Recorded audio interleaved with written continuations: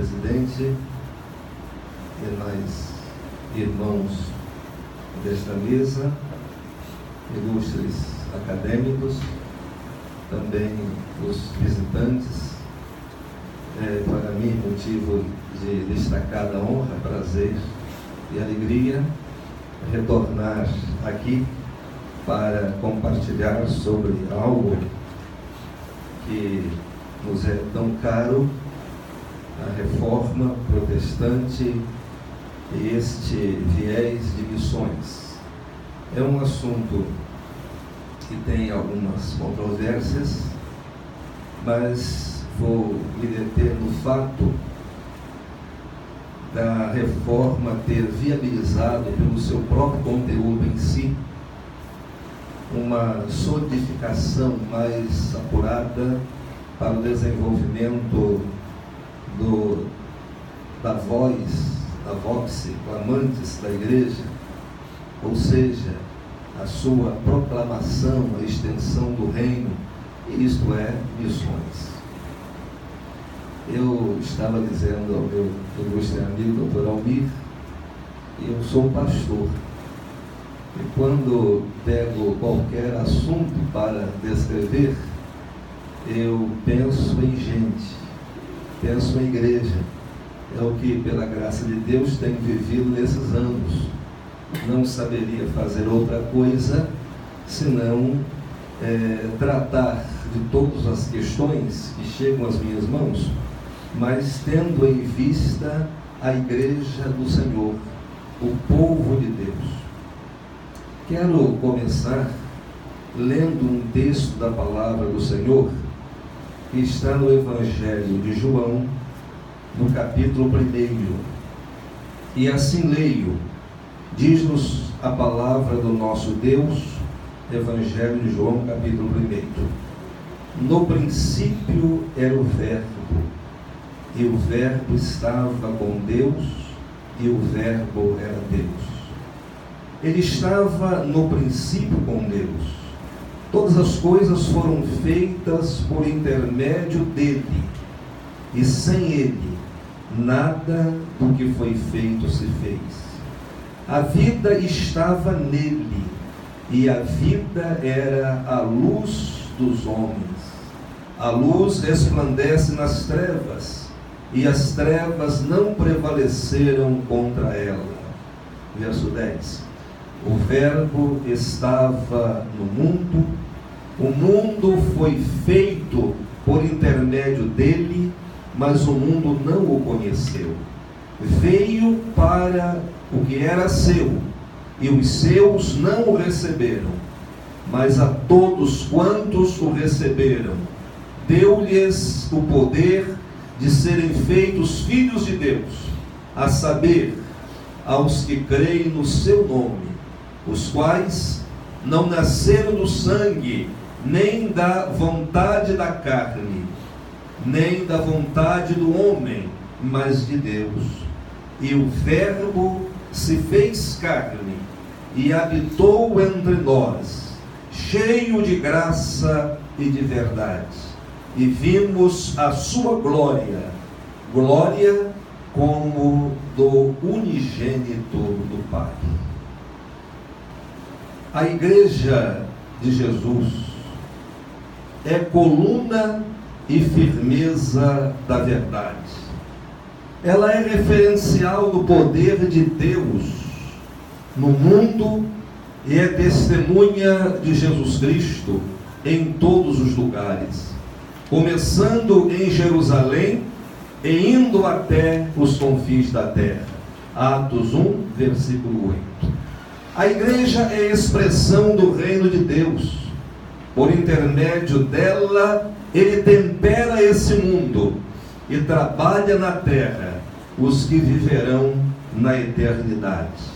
O domínio de Deus estende-se por meio da igreja sobre o mundo, e o seu maior patrimônio são as vidas. Não tem como deixar de pensar em missões em nenhum contexto ou segmento da reflexão teológica ou da construção do saber bíblico. A igreja reflete a beleza do céu, da graça divina e da misericórdia do Senhor, que se renova a cada manhã na vida daquele que crê e que se encontra debaixo do senhorio do Messias divino, Jesus Cristo. Mas a igreja entrou em rota de colisão com a verdade revelada.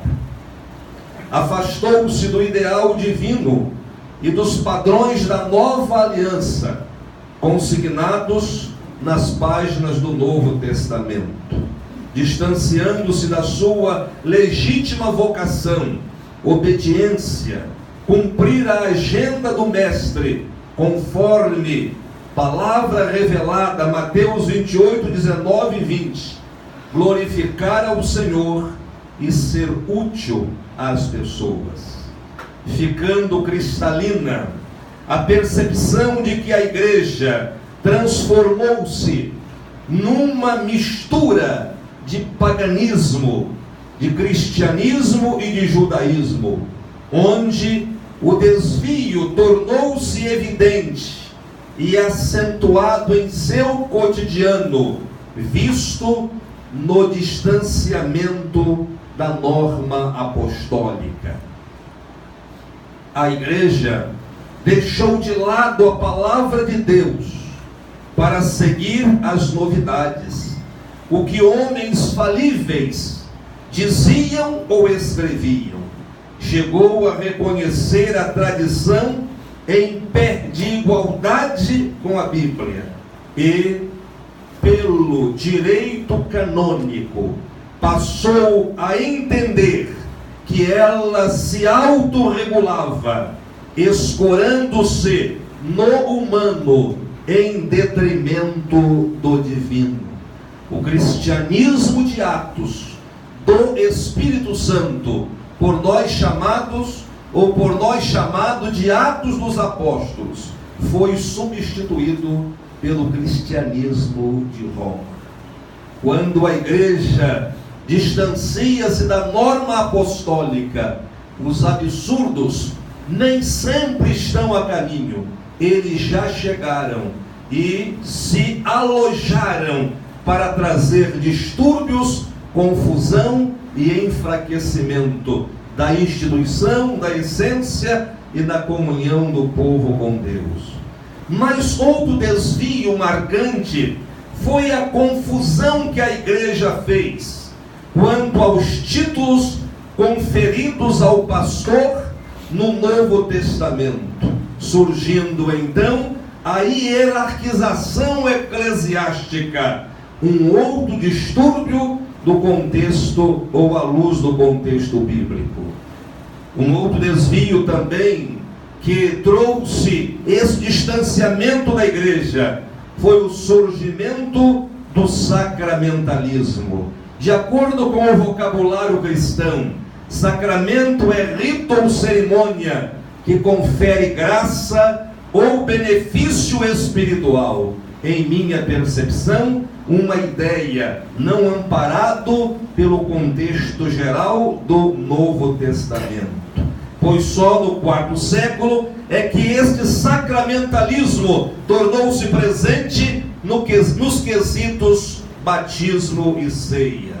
E para completar esta gama de desvio, então temos o advento do sacerdotalismo. Era necessidade de uma pessoa especial e diferenciada para ministrar um instrumento viabilizador de graça. Mas de acordo com a palavra gloriosa do Senhor Jesus, ali, exatamente à luz da abordagem em Hebreus, ou do autor de Hebreus, não há sacerdote algum para os cristãos a não ser Jesus Cristo.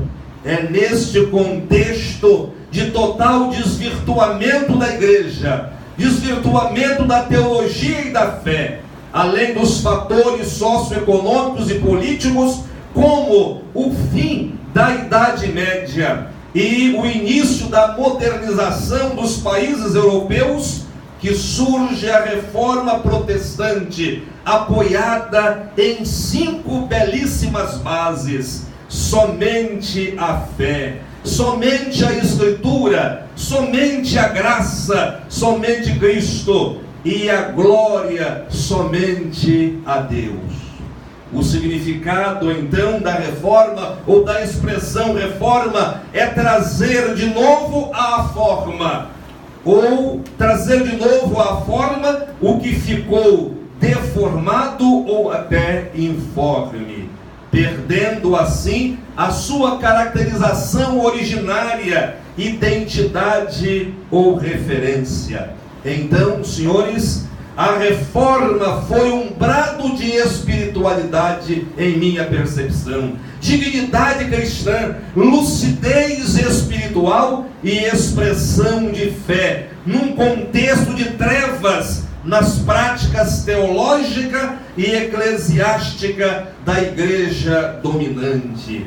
Uma espécie, senhor presidente, de conversão à verdade, ou seja, um retorno à essência, à palavra e às demais bases espirituais. Sendo assim, a reforma foi muito mais do que uma mera inconformação com determinadas práticas da igreja. Foi um movimento de transformação cristã. Foi, na verdade, um grito de volta a Deus, a essência daquilo que é espiritual, um retorno à essência divina. Que maravilha olhar a reforma como um grito de alerta, uma voz clamando no deserto da aridez espiritual, para trazer a igreja de volta ao seu dono, para trazer a igreja de volta à sua referência, a Bíblia, a palavra de Deus. Mas, obviamente, se a igreja é conduzida de volta ao seu dono, Jesus Cristo, ao seu Senhor, de uma forma mais agradável falando, ao seu Senhor, a igreja de volta à sua referência, então esta igreja, ela vai se encontrar com o cristianismo bíblico, ela vai se encontrar com a verdade revelada, a verdade encarnada, melhor dizendo, ela vai se encontrar com a verdade encarnada, sendo sal da terra, luz do mundo e vitrine de Deus na dinâmica do tempo. Quando olho para o contexto atual, o coração fica apertado, pastor Davi, porque a tendência tem sido de distanciamento do Senhor da igreja. Outros senhores estão surgindo para colocar-se como referência da igreja. Eu apenas sou um operário do servo da igreja.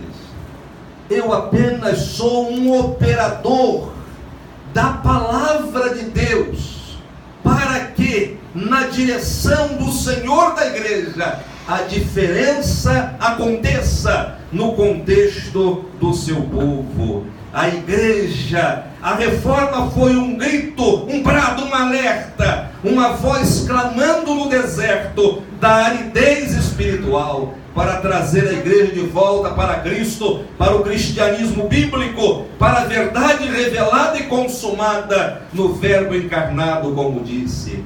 Vale destacar então que Lutero, o grande reformador, ele estava mais focado em questões teológicas do que em outros temas, como a expansão do reino e a proclamação do evangelho. Até porque, como expandir naquele contexto de desvirtuamento total da igreja e das bases de fé? Então a sua preocupação ali não era com o avanço do reino, mas era em trazer consistência à fé, trazer consistência à prática eclesiástica.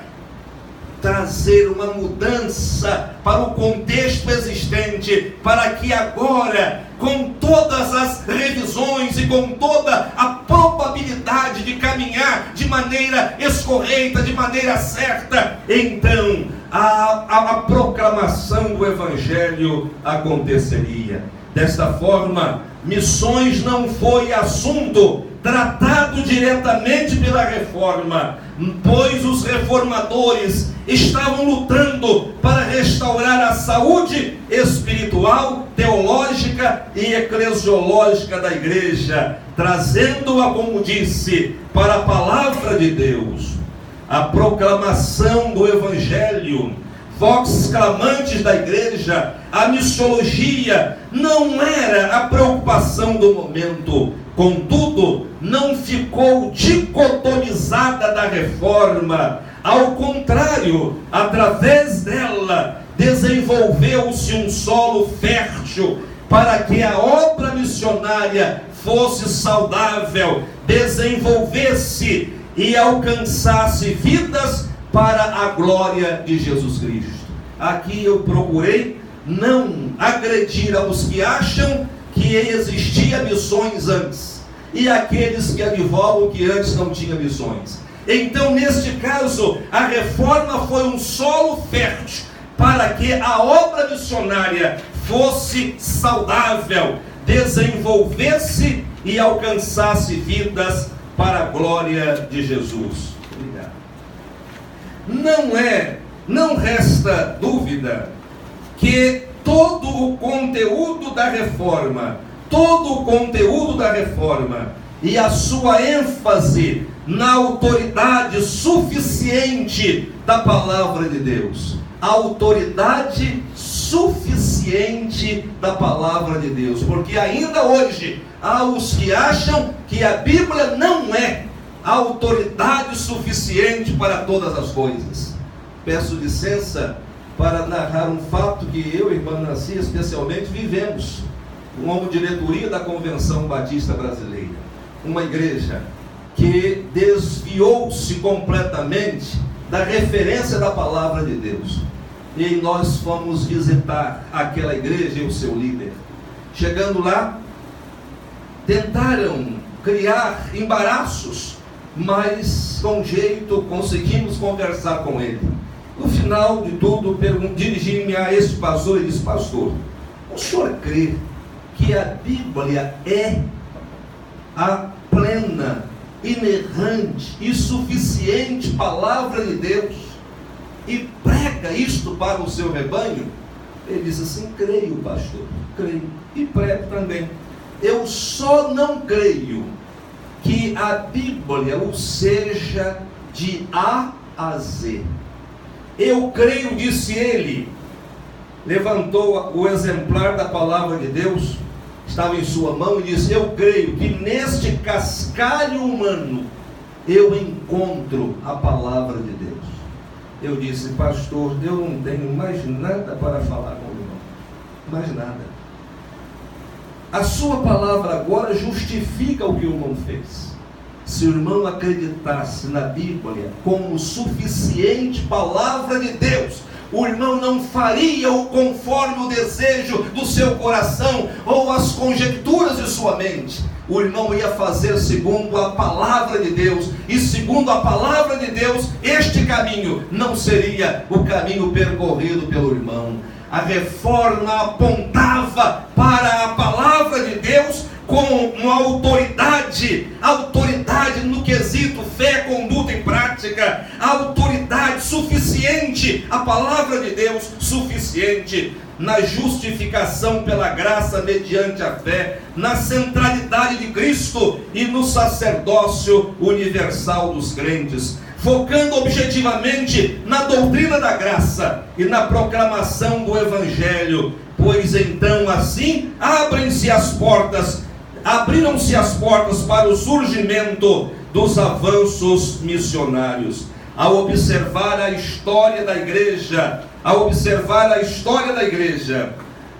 percebe-se que os avivamentos surgem de forma contundente com o aparecimento do protestantismo, pois anteriormente toda a investida missionária era para a expansão de domínio da igreja e não propriamente para ampliar o reino de Deus. A reforma protestante e missões, como instrumentalizou-se?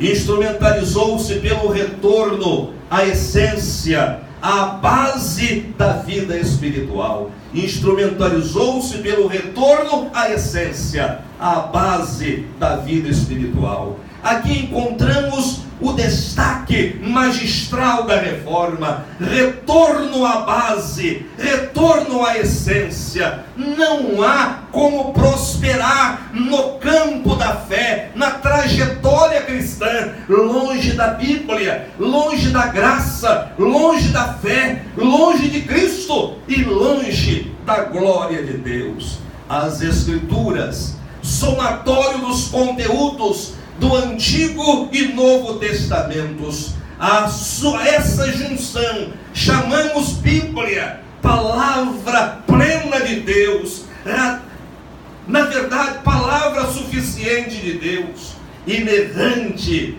na formatação escrita. Sendo assim, a Bíblia é a palavra de Deus em linguagem humana, escrita por homens inspirados.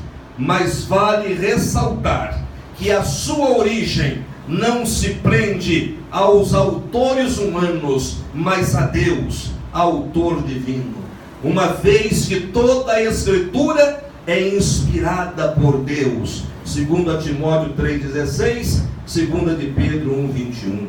Jesus, então, é a palavra viva de Deus, em palavra escrita, com o retorno dele aos céus, para recobrar a glória. A Bíblia permanece entre nós, como guia eterno do Senhor, para conduzir os que nele creem na trajetória da fé.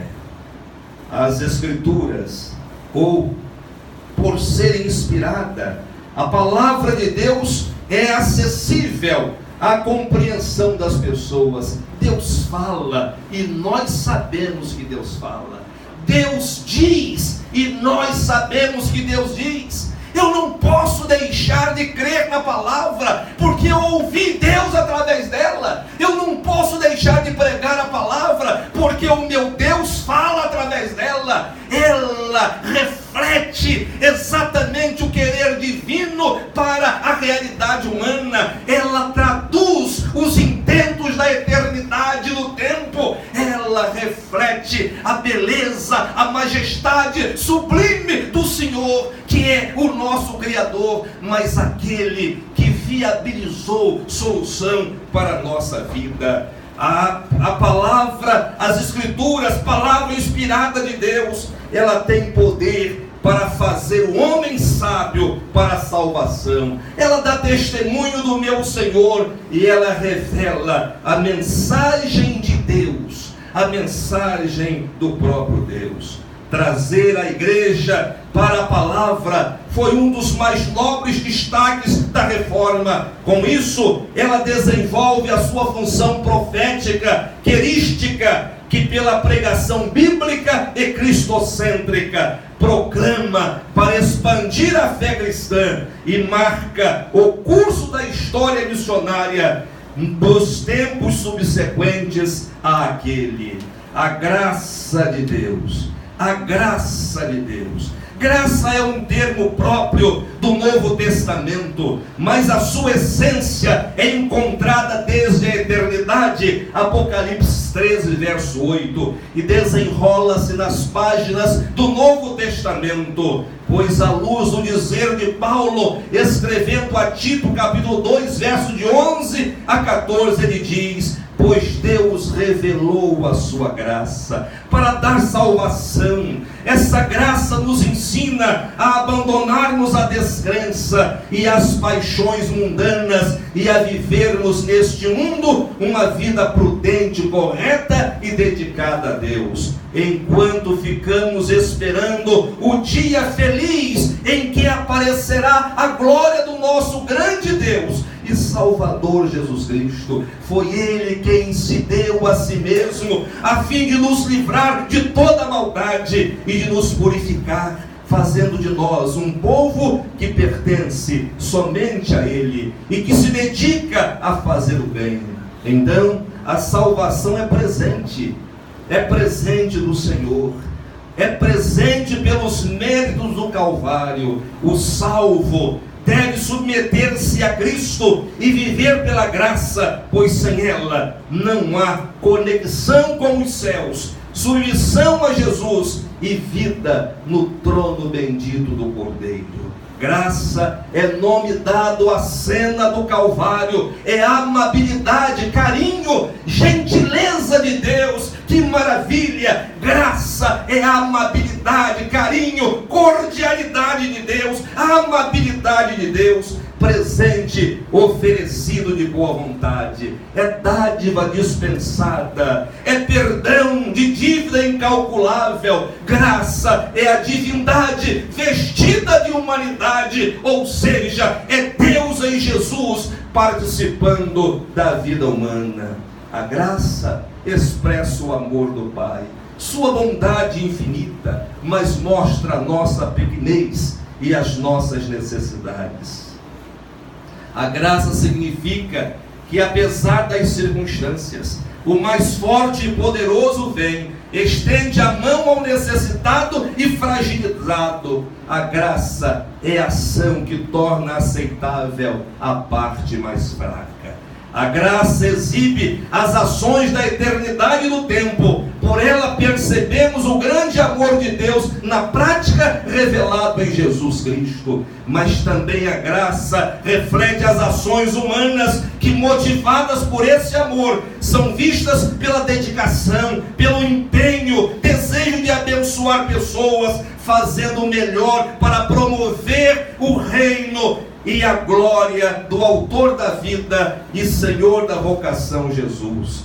Faz bem ter consciência que a salvação não decorre de méritos humanos, mas de Cristo na sua obra redentora no Calvário. É graça, é pela graça que somos salvos, sendo ela a base indestrutível, imutável e gloriosa da salvação. E a fé, o meio, o canal, a forma de Deus em Cristo instrumentalizá-la. Só teria um jeito da reforma instrumentalizar a obra missionária, era através do retorno à essência, do retorno à base da vida espiritual, a Escritura, a graça, mas também a fé.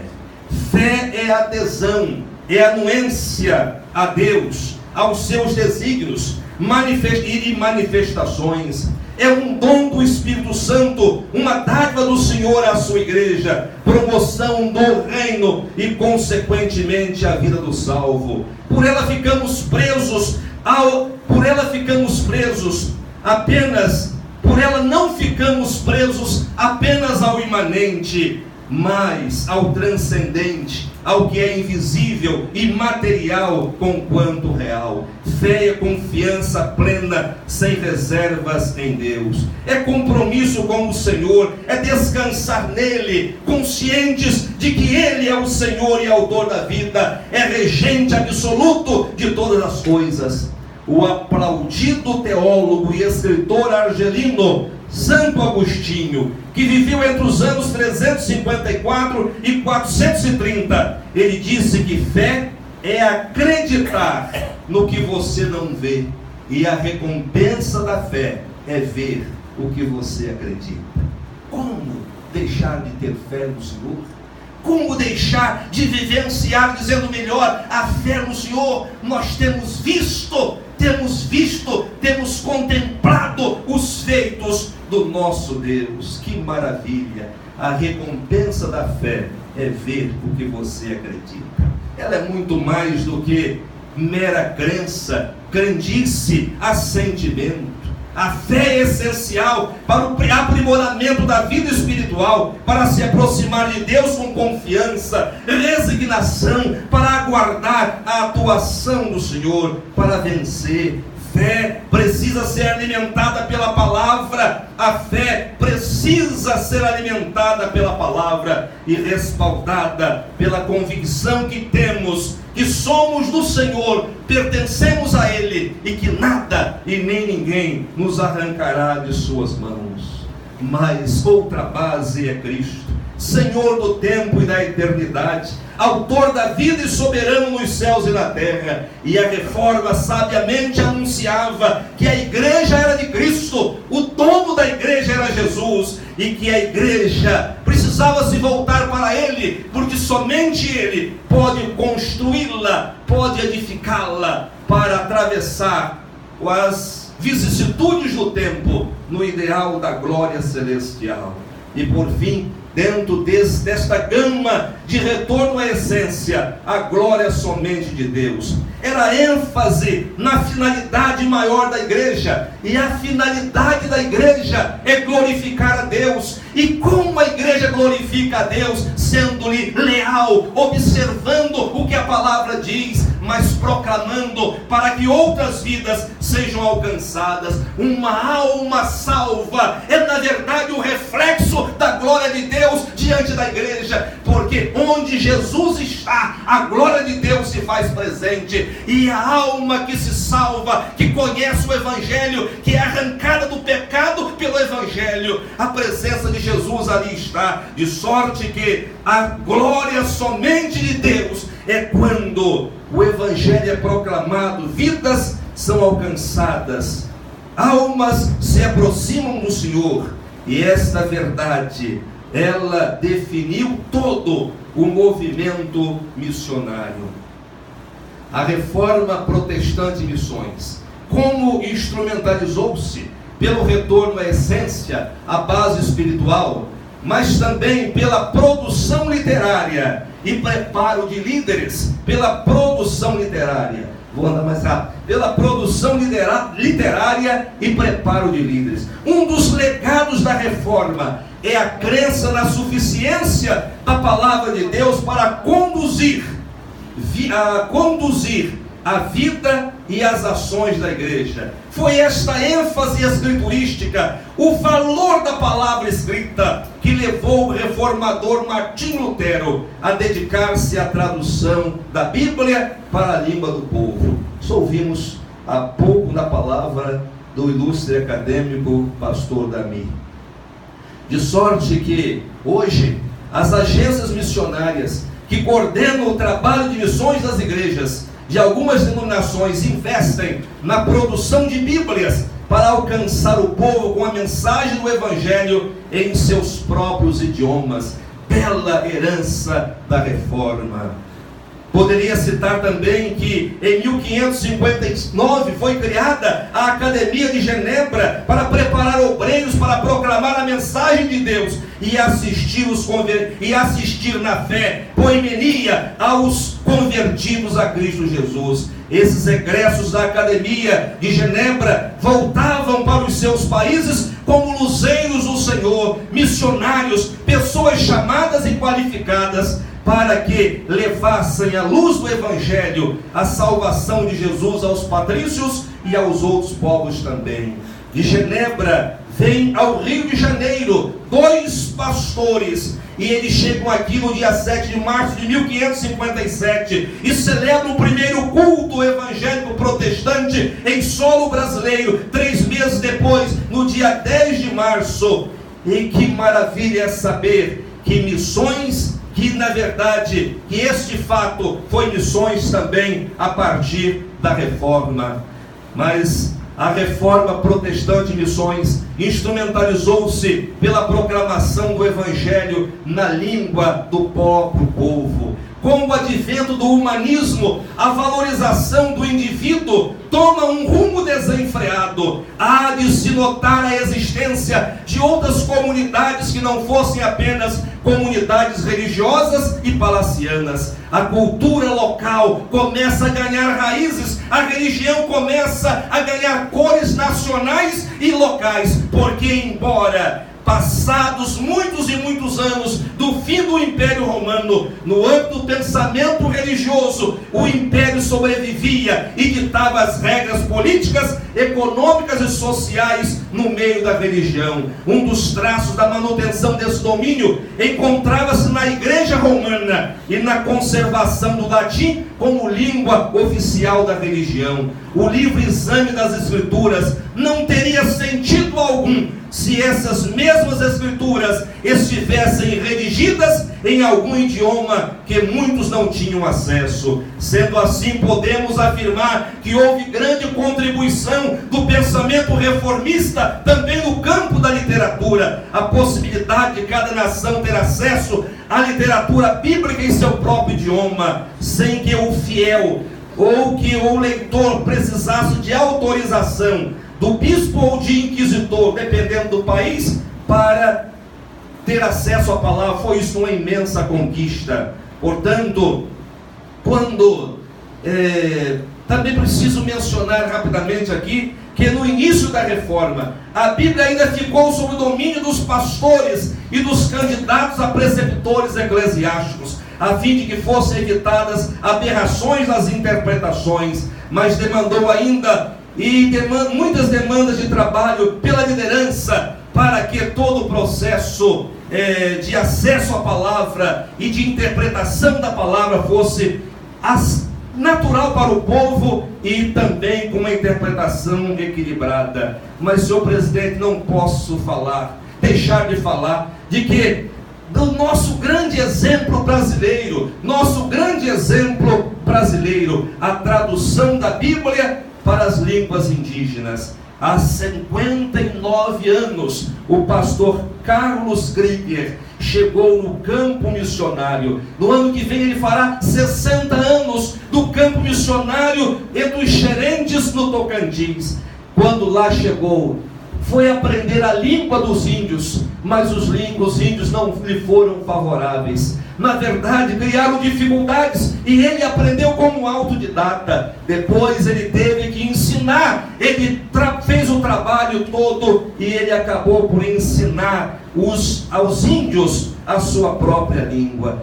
Que maravilha é saber que o pastor Gunther, ele na verdade codificou a língua xerente para a escrita, criou um dicionário português xerente, cartilha, livros de higiene, traduziu o Novo Testamento e agora está traduzindo porções do Antigo Testamento. Como não nos emocionarmos no dia a dia, no nosso cotidiano religioso, sociocultural, usufruímos dos efeitos da reforma, que conta com 499 anos pretéritos, e estamos agora no amanhecer do seu meio milênio. Quando tomamos conhecimento desses atos maravilhosos e missionários, nós na verdade nos regozijamos, porque aqui está a afirmação. E aqui está a afirmação, e afirmamos com esses atos as conquistas da reforma protestante. E para terminar, a reforma protestante em missões, ela instrumentalizou-se, como disse, pelo retorno à essência, à base da vida espiritual, pela produção literária e preparo de líderes pastores, mas também pela proclamação do Evangelho na língua do povo e pela consciência bíblica de que servimos e cremos num Deus em missão. Toda a Bíblia apresenta Deus preocupado com o bem-estar do ser humano e sua atuação em consertar, restaurar e oportunizar aqueles que foram criados à sua imagem e semelhança. Especificamente no Evangelho de João, lido no início desta fala, este Evangelho mostra Deus em missão. O texto fala da descida do Logos, palavra, saindo de uma intimidade completa com Deus para um abandono absoluto da parte dos homens. João emprega a expressão Logos com um título a Cristo e o identifique como palavra, como a palavra, o modo eficaz de Deus falar. Sendo assim, posso afirmar que Cristo é a palavra viva do Deus Altíssimo, o seu meio de comunicação. Jesus é a presença do céu na terra. Comunicação divino-humano é Deus vivendo na pessoa do Filho as demandas do tempo. Deus em missão na pessoa do Filho abriu mão da glória para que a glória fosse revelada aos homens. Isto é missões. Irradiou a luz divina, dissipando as trevas, reconciliou os homens consigo mesmo. Missões, então, senhores acadêmicos, é conectar-se na comunicação restaurada com o céu, é apresentar a luz que dissipa as trevas, é proclamar a grandeza e a suficiência do poder de Jesus, é compartilhar graça para gerar vida que emana de Deus. É experiência com o Emanuel, que nos envolve com a glória divina. Sabemos que o Emanuel é Deus conosco, Deus em nós e Deus através de nós. Preciso ressaltar então que a grande comissão de Mateus 28, 19 e 20, a obra missionária e a atuação da igreja neste tempo, em obediência à palavra, refletem Deus em missão e apontam para a consistência dos preceitos da reforma. Finalmente, a trajetória da igreja, ela sempre será altaneira, refletindo o poder do Mestre da Galileia e a atuação do Espírito, convencendo, conectando com o céu, desobstruindo o caminho e guiando na verdade. A igreja não pode distanciar do manual do fabricante, norma apostólica como referência de vida, única regra de fé, conduta e prática. Lamentavelmente temos visto a igreja evangélica brasileira se descaracterizando do evangelho, se distanciando da palavra e se tornando um misto de cristianismo, paganismo e judaísmo. Temos contemplado que os motivadores do desvio da igreja no passado estão bem presentes na atualidade. Estão judaizando o culto cristão, humanizando o divino e divinizando o humano. Não estão querendo contextualizar a palavra, mas transportar fatos do passado para o presente, sem levar em conta tempo, contexto e cultura. Os líderes estão se exibindo com vaidade assustadora, ostentando tanta coisa, abraçando hierarquia eclesiástica e transformando a igreja de Jesus de expressão do reino para a empresa da fé.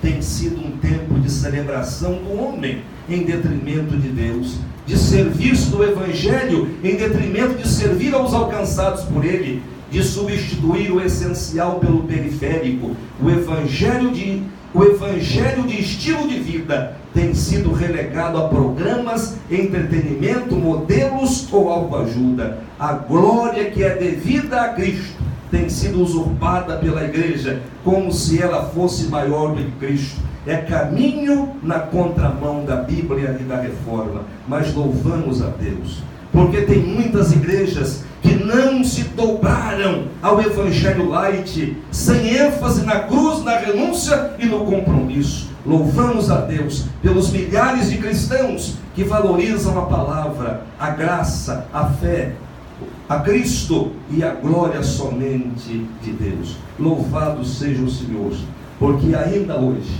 os santos de Deus estão apostos, pagando o preço, honrando ao Senhor, zelando pela sã doutrina, promovendo o reino, a saúde espiritual do povo do Senhor, e entendendo que a reforma contribuiu de uma forma notável para o avanço missionário, porque ela propagou um retorno à essência, à base da vida, à produção literária. O povo deixou de ser coadjuvante, a proclamação do evangelho na língua, e então, pela consciência bíblica de um Deus que dirige tudo, permite que entendamos que tudo tem que ser para a sua glória e somos seus servos, apostos para o serviço. Que Deus nos abençoe. Amém. Amém.